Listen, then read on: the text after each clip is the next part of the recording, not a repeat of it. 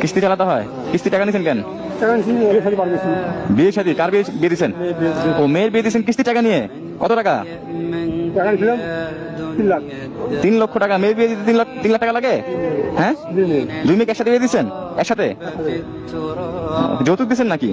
ও যৌতুক দিতে হয়েছে, কিস্তিতে টাকা উঠায় যৌতুক দিতে হয়েছে একজন রিক্সা চালক বাবার। যৌতুকটা নিচে কে? তাদের কলিজা কাঁপে নাই?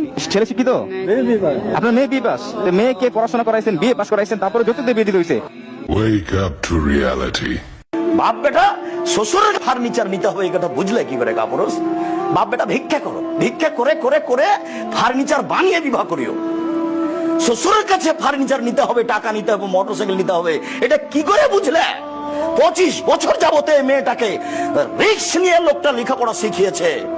এই মেয়েটাকে নিয়ে কত টেনশনে রাত্রে ঘুম হয় না।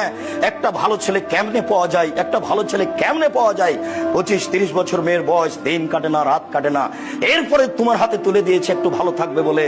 25 বছর রিস্ক নিয়ে মানুষ করার পরে তোমার কাছে তুলে দিতেই, ভোগ করার জন্য তুলে দেওয়া হয়েছে, তোমার কাছে তুলে দিয়ে তুমি টাকা চাইলে খাও, ভিক্ষা করে খাও।